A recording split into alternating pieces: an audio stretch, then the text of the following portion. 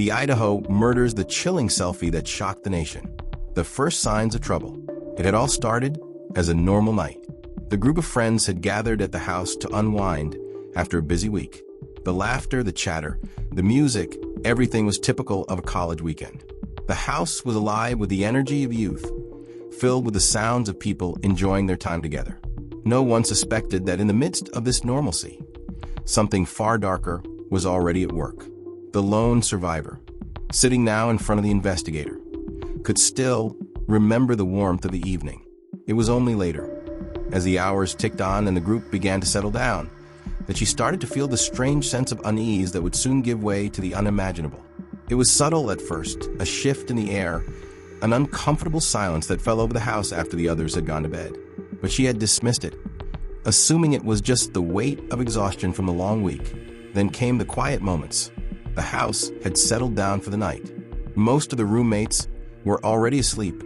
The sounds of muffled breathing and the occasional creak of the old wooden floors were the only noises breaking the stillness.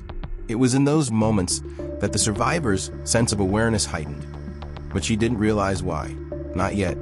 It was just after 4 a.m. The clock on the nightstand blinked as the survivor lay awake in her bed, unable to shake the feeling that something was wrong. She had tried to ignore it, but the sense of dread kept creeping in, filling the space between the walls. Then came a sound, the first clear indication that something was terribly amiss. The soft sound of footsteps, deliberate, measured, echoed in the hallway outside her bedroom. It wasn't unusual for someone to be up at this hour, but these footsteps were different. They weren't the familiar sounds of a late-night bathroom run or the shuffle of a tired roommate trying to get comfortable.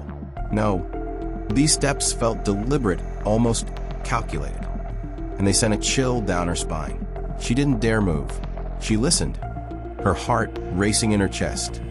As the footsteps drew closer, her mind raced with thoughts of a stranger in the house, thoughts of something far worse. She stayed still, hoping it was just her imagination, but deep down, she knew this wasn't normal. The tension in the air had shifted, and she felt it. A moment of realization. Then came the scream.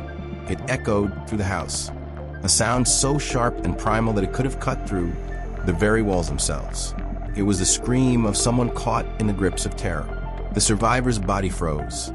Her heart stopped in her chest. She knew instinctively that something terrible had just happened. The sound of running footsteps filled the house, growing fainter as the attacker moved away. The survivor stayed motionless, barely breathing, her mind unable to process what was happening. Her only thought was survival. She had to stay quiet, stay hidden. But it was too late. The attacker was already inside her bedroom, the door creaking open slowly, and then nothing. Silence. The survivor's narrow escape, with adrenaline coursing through her veins. The survivor made a split-second decision. She would not let herself become another victim. With a breathless gasp, she threw herself out of bed, slipping quietly toward the corner of the room where her phone lay. The moments stretched on like hours as she fumbled for the phone, her hands slick with sweat. She dialed 911, her fingers trembling as she pressed the numbers. Her voice was shaky as she whispered into the phone, trying to stay calm enough to speak clearly. I'm the only one left. He's still here. Please help me. The operator on the other end tried to reassure her, urging her to stay hidden. As the survivor pressed herself further into the corner of her room, hoping to remain unseen, she could hear the footsteps once again, this time retreating. The attacker had moved on, seemingly satisfied with the chaos left in his wake. The aftermath and the unanswered questions. By the time the police arrived, the killer was long gone. The survivor's testimony was crucial, but her mind was still reeling from the trauma she had endured. She had no clear memory of the attacker's face, only the shadow of a figure moving in the dark, a sense of dread that would never leave her. As the investigators worked to piece together the events of the night, questions loomed large. Why had the attacker left her alive? What was his motive? And most haunting of all, what had happened to the others? The survivor was left with more questions than answers. But one thing was certain: her life would never be the same. A digital trace. It wasn't just the brutality of the crime that shook Moscow, Idaho. It was the strange details, the ones that didn't add up, the pieces that seemed to linger long after the initial investigation had begun. Among the many questions investigators would grapple with, one stood out above the rest: the selfie. It was a simple photo, nothing extraordinary in the digital age. A close-up of a young man, taken with a phone's front-facing camera. It seemed innocuous at first, just another piece of digital fluff, another image to scroll past in the online world. But for law enforcement, this selfie would soon become something far more troubling, raising more questions than answers. A moment captured in time, a seemingly innocent act that would unravel the investigation in ways no one expected. The selfie was not just a random image. It was taken by the suspect in the moments leading up to and following the brutal attack at 1122 King Road. It was the killer's way of documenting the night. And in doing so, he had left behind a clue that would soon haunt the investigation. A chill in the air. The investigators had already combed through the crime scene. They had gathered evidence, taken photographs, and spoken to witnesses. But there was something missing, a key piece of the puzzle, something that could explain the motives behind such a calculated and brutal attack. And that's when the selfie was discovered, floating in the midst of a cloud of digital files, left carelessly behind in the wake of a killer's flight. At first, it was dismissed as a distraction, a trivial piece of evidence. After all, selfies weren't uncommon in the age of social media. People snapped them every day. But the more the investigators examined it, the more they realized it wasn't just any photo. It was a clue, one that spoke volumes without saying a word. As a detective stared at the screen, he felt a chill creep up his spine. The man in the photo, captured in the dim glow of a streetlight, had a strange, unsettling look in his eyes. His bushy eyebrows were furrowed in a way that made him seem almost predatory. There was something cold in his gaze, something that suggested he wasn't just posing for a selfie. He was marking the moment, documenting it as part of something far more sinister. The face behind the selfie. The killer's face was not fully visible in the selfie. The shadows masked much of his features, but his eyes, those cold, calculating eyes, stared back at the camera. His bushy eyebrows seemed out of place, far more prominent than they should have been. It was as though they were a defining feature, something that would be remembered long after the photo was taken. Investigators couldn't help but feel that the bushy eyebrows weren't just a coincidence. They were part of the image, part of the mystery. Was this man someone the victims had known? Had he been inside the house earlier, blending in with the group?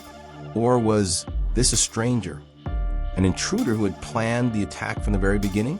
The selfie didn't answer these questions, but it raised many more, and each one seemed to point toward an uncomfortable truth. The killer had deliberately left this trace behind, and it was more than just a clue, it was a message. The mystery deepens. The selfie was more than just an odd piece of evidence. It was a window into the mind of the killer. Investigators began to speculate on the psychology behind the photo. Why would someone document their crime in such a personal way? Was it a sign of narcissism, a need for validation? Or was it something darker? An attempt to immortalize the act, to leave a trace behind that would haunt the victims and everyone who came across it? The deeper they dug, the more the investigators realized that the selfie was not just an isolated piece of evidence. It was part of a larger pattern. The killer had taken care to leave behind other subtle clues, signs that he had been there before, familiar with the house and its inhabitants. It was as though he had planned this night long before it had ever happened. The digital footprint. The selfie wasn't just a clue. It was a digital footprint that could lead to answers. The investigators turned their attention to the origins of the photo. Where had it been taken? What was the context behind it? And most importantly, who had sent it? The phone number associated with the selfie was traced to a suspect. But this wasn't enough. They needed more, a concrete connection between the man in the photo and the victims. Through careful analysis of digital records, phone logs, and social media profiles, investigators began to build a picture of the suspect. The man in the selfie wasn't just an anonymous figure in the night. He was someone with ties to the victims, someone who had been lurking in the background long before the night of the murders. But how deep did those ties go? And how had he managed to escape without leaving a trace? The selfie as a key to the puzzle. As the investigation progressed, The selfie became more than just a piece of digital evidence. It became the key to understanding the killer's motives. Each detail in the photo was analyzed: the shadows, the angle, the position of the subject, even the background. Everything mattered. Everything pointed toward a single truth. The killer was methodical, deliberate, and eerily calm in the aftermath of his actions. The question of whether he had taken the selfie as a trophy or as a means of gaining power over his victims loomed large. For the investigators, it was clear that this wasn't a crime of passion. It was calculated, cold, and calculated in the most unsettling way possible. The investigation begins. The quiet town of Moscow, Idaho, had once been a place of calm, a place where the biggest news of the day was the local football game or the seasonal change in the university's campus life. But now, the town was at the center of a storm, gripped by fear and uncertainty. The brutal murders of 4 University of Idaho students had left a scar on the community, a wound that seemed to grow deeper with each passing day. Yet, amidst the shock and grief, the investigation was beginning to take shape. A web of connections. In the quiet moments after the discovery of the selfie, the lead investigators began reviewing the files that had already been gathered. As they studied the digital traces, the phone records, social media interactions, and surveillance footage, it became clear that this crime was not random. This wasn't just a spur-of-the-moment attack. The killer had been watching, waiting, observing the victims. But who were they and why? Using the selfie as their starting point, they delved into the suspect's digital footprint. The phone records and images from nearby surveillance cameras were analyzed, providing a glimpse into the killer's movements in the hours before and after the crime. Each step seemed deliberate, each action planned with cold precision. A pattern emerges. As the hours turned into days, a pattern began to emerge. The selfie wasn't just an isolated incident. It was part of something larger. The killer had been watching the victims for days, if not longer. Through social media, he had learned their habits, their schedules, and their routines. He knew when they would be home, when they would be alone, and when they would be most vulnerable. It wasn't just the victims that the investigators needed to focus on. It was the people around them, friends, acquaintances, even strangers who might have had a connection to the victims. Through meticulous interviews and background checks, the investigators began to map out a network of people who had interacted with the victims in the days and weeks leading up to the murders. The first breakthrough. Then it happened. The first breakthrough. One of the investigators, reviewing the social media accounts of the victims, noticed something peculiar. A series of posts from Kaylee Goncalves and Madison Mogen had interacted with an individual, a man who had been in the background of some photos and videos, but whose presence had gone largely unnoticed. He wasn't a close friend, but there was something about his connection to them that seemed out of place. His social media activity was sparse, but it was enough to catch the attention of the investigators. This man was the key. His name was Brian Koberger, and his online presence was sparse, but the dots were beginning to connect. His activity aligned with the time frame of the murders, and his interactions with the victims appeared to be more than just casual. This was not the breakthrough they had hoped for, but it was enough to shift the direction of the investigation. A deeper dive. As they dug deeper into Brian Koberger's life, the investigators uncovered unsettling details. He had been a graduate student at Washington State University, just across the state border from Idaho. His profile, once a mystery, began to reveal disturbing connections to the crime. His studies in criminal justice seemed to align with the calculated nature of the crime. He had an academic interest in criminal behavior, and now it seemed as if he had become the very thing he studied. The more they uncovered about Koberger, the more the investigators realized that they were dealing with someone who had been planning this for some time. His movements were meticulous, his actions deliberate. He had chosen his victims carefully, stalking them for weeks, watching their every move, and waiting for the perfect moment to strike. The surveillance footage. The breakthrough continued. Surveillance footage from a nearby gas station revealed Koberger's car, parked near the scene of the crime just hours before the murders took place. The timestamp aligned with the time of the killings, placing Koberger in the vicinity of 1122 King Road when the attack occurred. The footage was grainy, but it was enough to put him in the area. The investigators had now officially connected him to the crime scene. It was chilling to think that he had been so close to the victims during their final moments, watching them, waiting for the right time to strike. But now they had their suspect. A web unravels. With the car footage and Kohberger's background now under scrutiny, the investigators worked quickly to build a case. They searched for any additional pieces of evidence that could link him to the crime. They conducted a series of interviews with those who knew Kohberger, and they found that he had acted strangely in the months leading up to the murders. People described him as socially awkward, obsessed with criminal cases, and displaying signs of behavior that bordered on obsessive. The more they dug, the more they realized that they were not dealing with a random act of violence. This was a carefully planned attack, orchestrated by someone who had been studying criminal behavior for years, someone who had been watching his victims long before the night of the murders. As the investigation into the brutal murders of 4 University of Idaho students progressed, the world watched in rapt attention. Bryan Kohberger, the man who had been arrested and charged with the killings, was now at the center of a legal battle that would captivate the nation. The prosecution had laid out a case that seemed airtight, connecting Kohberger to the crime through overwhelming digital and physical evidence. But now, as the case moved toward trial, it was time for the defense to mount its counterattack. The courtroom, once filled with shock and horror, became the battleground for legal minds. The defense team, led by experienced attorneys, was preparing to fight for Kohberger's innocence. They had the daunting task of challenging the mountain of evidence that the prosecution had gathered, hoping to create doubt in the minds of the jury. It was clear that this would be no ordinary trial. This was a case that would push the limits of the legal system. The defense's first move was clear: attack the foundation of the prosecution's case. Kohberger's attorneys began by challenging the digital evidence, the key to the case against him. They argued that the surveillance footage placing Kohberger's car near the scene of the crime was not conclusive. The footage was grainy, and there were numerous vehicles in the area at the time. They suggested that it was not definitive proof that Kohberger had been involved in the murders. They also attacked the analysis of Kohberger's phone records. While the prosecution had presented evidence that Kohberger's phone had been near the scene during the time of the killings, the defense argued that this could have been a coincidence.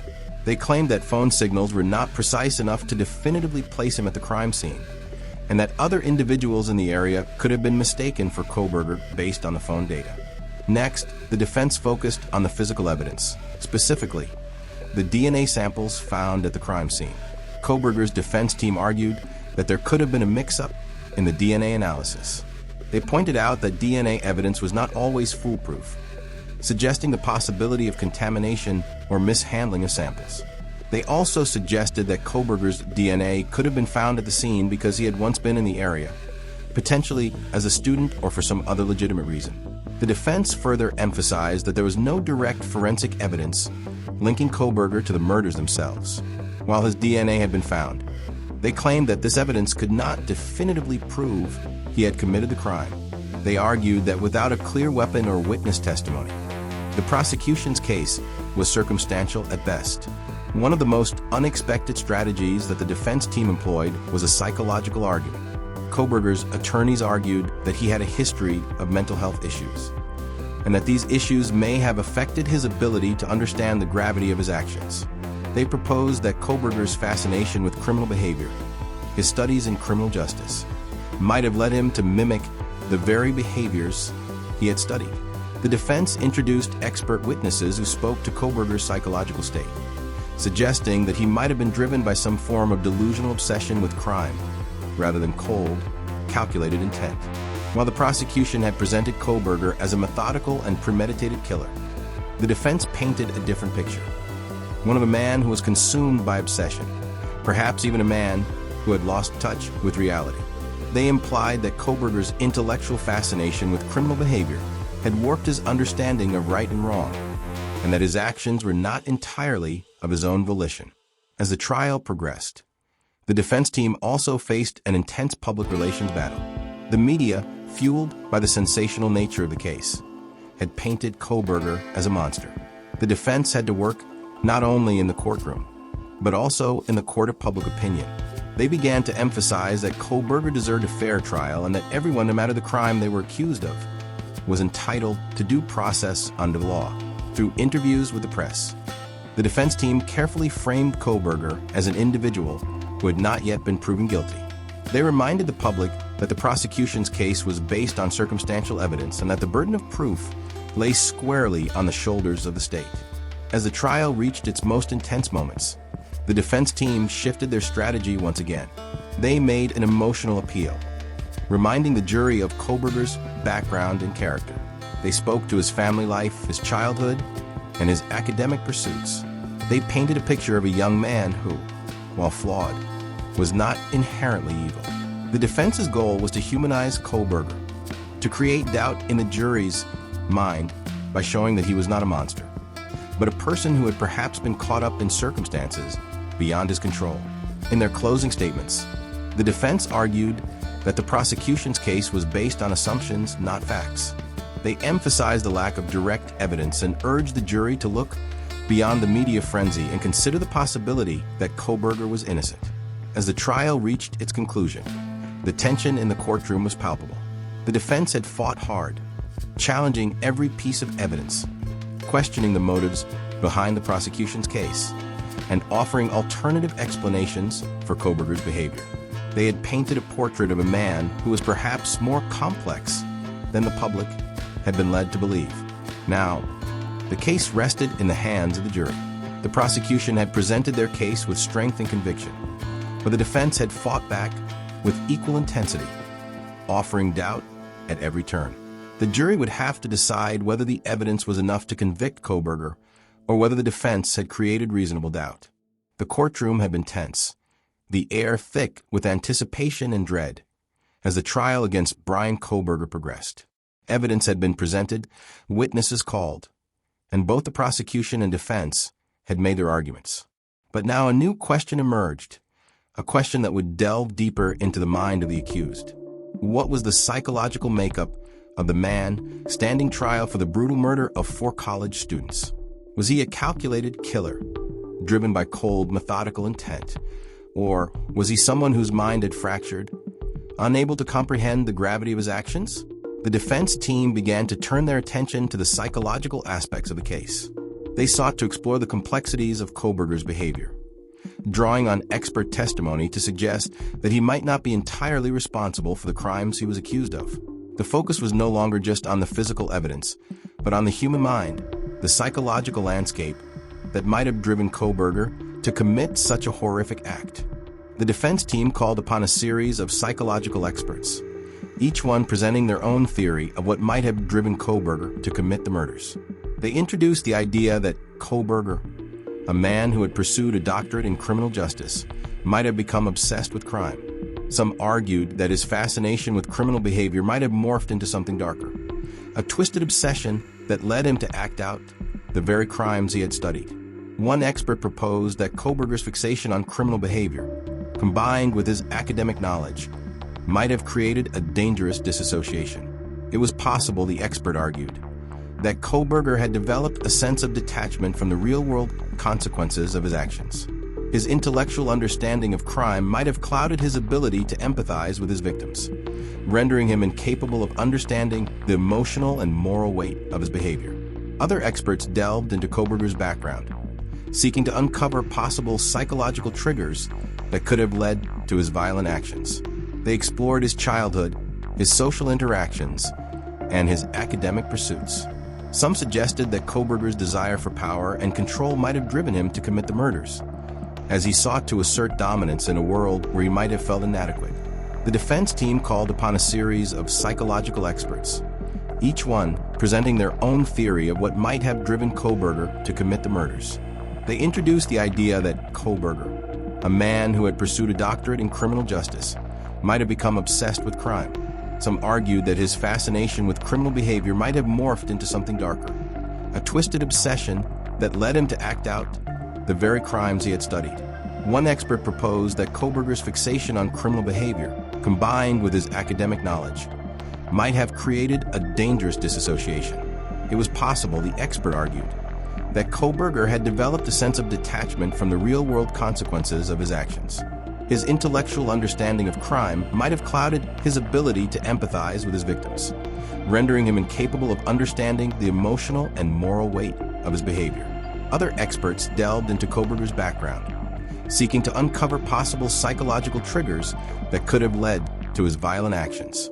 They explored his childhood, his social interactions, and his academic pursuits. Some suggested that Kohberger's desire for power and control might have driven him to commit the murders, as he sought to assert dominance in a world where he might have felt inadequate. Another argument presented by the defense was the possibility of mental illness. They introduced the idea that Kohberger might have been suffering from a mental disorder at the time of the murders. The defense team suggested that he could have experienced a breakdown in his ability to distinguish between reality and delusion. They speculated that Kohberger's fascination with crime, combined with possible underlying psychological issues, could have led him to commit the murders in a state of distorted perception. Experts in psychology were called upon to explain the nuances of such disorders. Could Kohberger have been suffering from a form of obsessive-compulsive disorder, one that pushed him to meticulously plan and execute the murders? Could he have been experiencing a psychotic break, where his ability to understand the consequences of his actions was severely impaired? The defense attempted to paint a picture of a man who was not in full control of his faculties, someone whose psychological state had deteriorated to the point where he could not fully comprehend the nature of his crime. But the prosecution was quick to counter this argument. They insisted that Kohberger's actions were not those of a man driven by mental illness, but of a man who acted with cold, calculated precision. They argued that Kohberger had planned the murders meticulously, and that his actions before, during, and after the killings were those of someone who was fully aware of what he was doing. In response to the defense's claims, the prosecution pointed to Kohberger's behavior in the days leading up to the murders. They highlighted his meticulous research into the victims and his careful planning, suggesting that these actions were not the result of a delusional breakdown, but of a rational mind plotting a brutal crime. They also noted that Kohberger had shown no signs of mental instability after the murders, continuing with his academic work and daily routine as if nothing had happened. As the psychological debate raged on, the jury was left to grapple with the complexity of the human mind. Was Kohberger a cold-blooded killer who knew exactly what he was doing? Or was he a person whose mental state had deteriorated to the point where he could no longer distinguish right from wrong? In a courtroom filled with experts, testimonies, and competing arguments, the jury was forced to weigh the evidence presented by both sides. The psychological question was not one that could be easily answered. Was Kohberger a mastermind, calculating each step of his crime with meticulous care? Or was he a victim of his own mind, driven by psychological forces beyond his control? As the defense and prosecution presented their final arguments, one thing remained certain. The question of Kohberger's mental state was not one that could be easily resolved.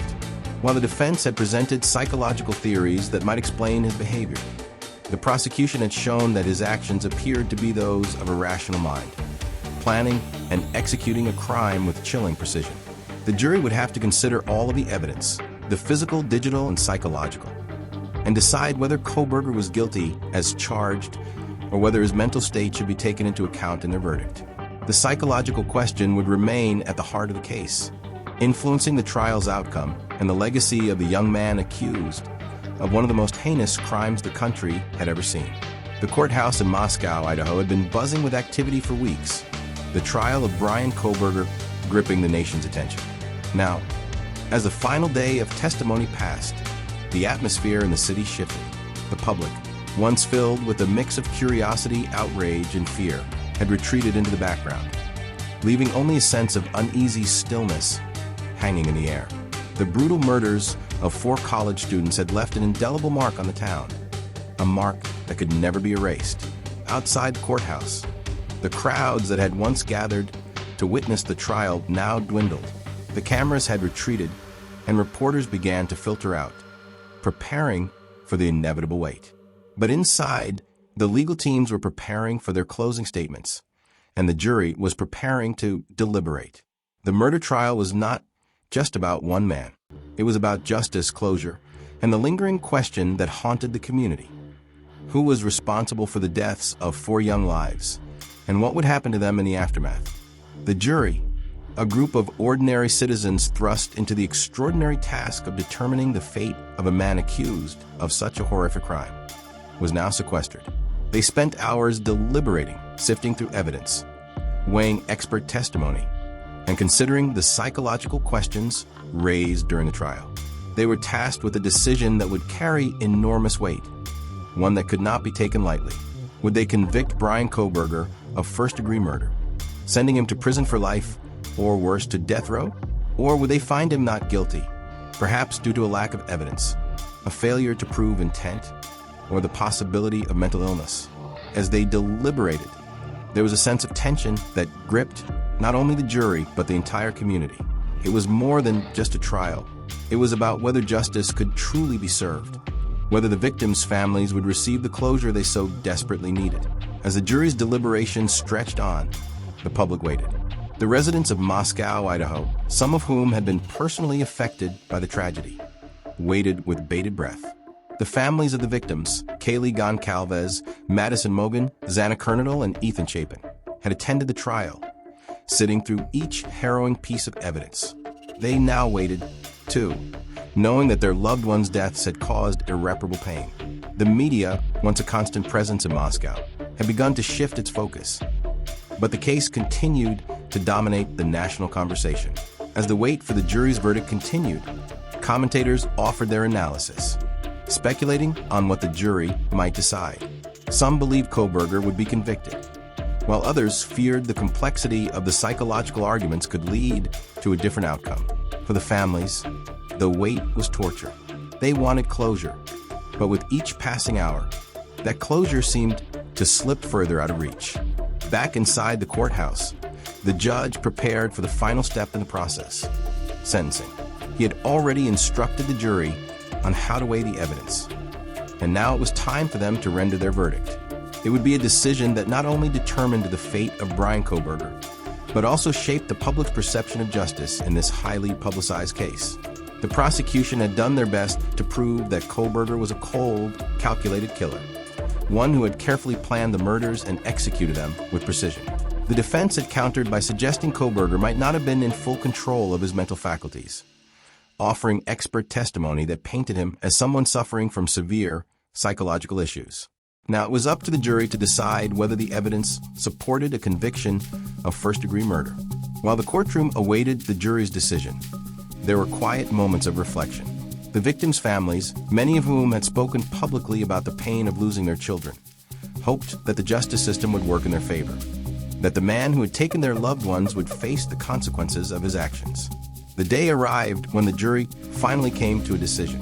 The courthouse was filled once more, this time with a mix of emotions that seemed to hang in the air: anticipation, fear, hope, and a tinge of disbelief. The families of the victims filed into the courtroom, taking their places in the front rows, their faces taut with the strain of waiting for what would come next. The courtroom was silent as the jury filed back into the room. The four persons stood, their hands trembling as they handed over the verdict to the judge. The moment had come. The years of build-up, the emotional toll, the relentless pursuit of justice. It all hinged on what the jury would say. Outside the courthouse, reporters scrambled to update their stories, anxious to report on the final outcome. News vans lined the streets, and cameras were poised to capture the moment the verdict was announced. The nation was watching, too. This was more than just a trial. It was a moment of national reflection, a test of the justice system's ability to handle the most brutal and incomprehensible crimes, whether or not Kohberger would be convicted. The trial had brought to the forefront many uncomfortable truths about crime, punishment, and the lengths to which the legal system would go to ensure justice for the victims and their families. When the verdict was finally read aloud, the reaction was immediate. The families, whose grief had been on full display throughout the trial, now felt the weight of the decision. Some were relieved, others heartbroken. Regardless of the outcome, the journey to justice had been long and painful. The question of what would come next remained, as appeals were anticipated and the case continued to unfold in new ways. The community of Moscow, Idaho, would forever be marked by this tragedy. And while the legal system would move forward, the emotional scars would never fully heal. Justice might have been served in the eyes of the law, but the emotional truth for the families of the victims was much more complex. As the sun set over Moscow, Idaho, casting a soft orange glow over the landscape. A deep silence settled over the town. The courtroom drama had come to an end, but the echoes of the case, its impact, its unresolved questions, lingered in the hearts and minds of those who had followed the story. For many, the trial of Bryan Kohberger would never truly be over. The unanswered questions, the pain, the grief, would be carried long after the final gavel fell. This case, which had begun as a brutal tragedy, had become more than just a legal battle. It was a reflection of the human psyche, of the darkness that can lurk in the most unexpected of places. It was a reminder that evil can strike anywhere, even in the most peaceful communities. But it was also a story of resilience, of families who had been shattered yet found the strength to face the courtroom, to fight for justice. Though the trial had ended, the healing process for the victims' families had only just begun. The scars of loss, of unanswered questions, would never fade. The world moved on, but for those who had been directly affected by this tragedy, life would never be the same. The trial had captivated not only those in Moscow, but people across the country. For weeks, news stations and social media platforms had been filled with updates, expert opinions, and public speculation. The case became a national obsession, as the gruesome details unfolded in front of an audience hungry for answers. Yet, despite the attention, the true story of this tragedy was not just about the trial itself. It was about the lives of the victims, the lives of Kaylee Goncalves, Madison Mogen, Xana Kernodle, and Ethan Chapin. They were more than just names on a case file, more than just victims in a criminal trial. They were young individuals with dreams, ambitions, and futures ahead of them. Futures that were stolen in an instant. As the trial came to a close, people began to shift their focus from the courtroom to the legacies of these young lives. Their friends and families, those who knew them best, kept their memories alive through social media posts, charitable acts, and moments of silence. The trial may have been over, but the love for the victims would not be silenced. For many, the conclusion of the trial represented a form of justice, one that offered closure, even if it didn't heal the emotional wounds. For others, it was the start of a new chapter in the quest for answers. Could they truly know the full extent of why this tragedy happened? Could they ever understand the mind of a killer? Bryan Kohberger's actions, his motives, and the complex psychological analysis presented during the trial would continue to be subjects of debate for years to come. Legal scholars, psychologists, and true crime enthusiasts would dissect every moment, every piece of evidence, in search of deeper understanding. But the victims' families who had borne the greatest loss could only hope that the trial had helped in some way to bring about the justice their loved ones deserved. They held on to the belief that the legal system, despite its flaws, had done its job, and now the focus would shift to their personal healing. As the case against Bryan Kohberger came to a close, there remained many unanswered questions. Could the trial have ended differently? Was there a flaw in the investigation, in the evidence, or in the psychological assessments? Some experts believed there were still gaps in the case, nuances that hadn't been fully addressed during the trial. And then there was the mystery surrounding Kohberger's motivations. Was he truly as cold and calculating as he appeared? Or was there a deeper, more complicated reason for his actions? One that might never fully come to light? These questions were left unresolved as the public began to turn its attention to the next big case, the next sensational story. But for the families of the victims, the trial had provided a measure of justice. The brutal murders were now in the hands of the legal system. Whether or not they had all the answers was secondary. What mattered was that they had fought for their loved ones, and in the process, had ensured that the killer was held accountable for his actions. In the wake of the trial's conclusion, life in Moscow, Idaho began to return to normal, at least on the surface. But the impact of what had happened would never be forgotten. The tragedy of the murders had changed the town, leaving a permanent scar on its history. Yet, amid the grief and fear, there was also a sense of resilience.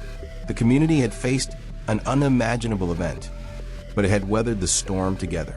The victims' families, while forever scarred by their loss, would continue to fight for the memories of their loved ones. They would live in the shadows of their grief, but they would also stand in the light of their love for those lost too soon. And for those who would follow the trial, who would watch from afar, the story would remain a part of them, a reminder of the fragility of life and the depths of human tragedy. The questions surrounding Bryan Kohberger's motives would persist, but the case would eventually fade from the headlines, another chapter in the complex, often painful story of true crime.